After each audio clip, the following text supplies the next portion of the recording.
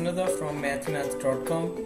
Let's start with question number 3 and 4th part of exercise number 5.1. The statement of this question is actually we have to factorize this question. So इसके अंदर जो हमारे पास given है ये है 12x square minus 36x plus 27. अब यहाँ पे अगर आप देखें तो आपको अंदाज़ा हो रहा होगा कि इसके तीनों एलिमेंट्स जो हैं ये 3 पर डिविजिबल हैं.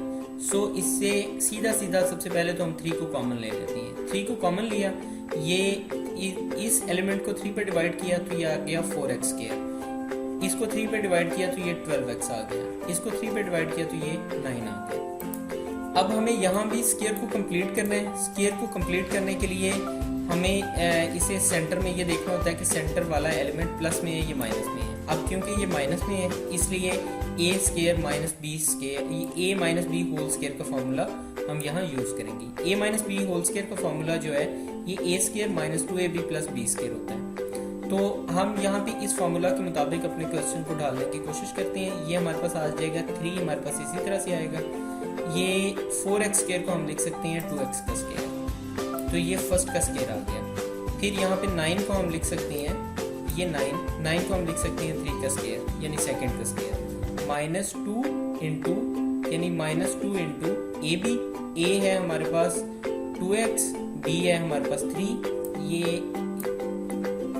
2x और ये 3 हमारे पास इस तरह से आ गया.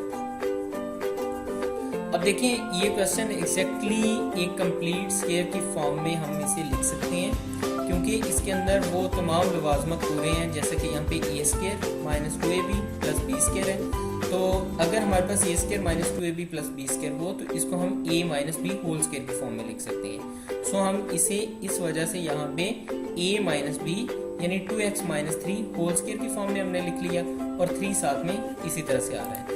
अब नेक्स्ट स्टेप में क्योंकि ये एक स्क्वायर है, स्क्वायर का ये मतलब है कि ये इसको हम 2 टाइम्स लिख सकते हैं. सो इसको हम इस तरह से लिख देते हैं 3 into 2x minus 3 and 2x minus 3. सो हमने इस क्वेश्चन को भी फैक्टराइज कर दिया. अगर आपको इसमें कोई कन्फ्यूजन है तो आप हमसे कांटेक्ट करें. हमारा यूट्यूब का चैनल अवेलेबल है, आप उसे सब्सक्राइब करें ताकि हमारी लेटेस्ट वीडियोज़ और अपडेट्स आपको मिलती रहें. Thanks for watching mathematics.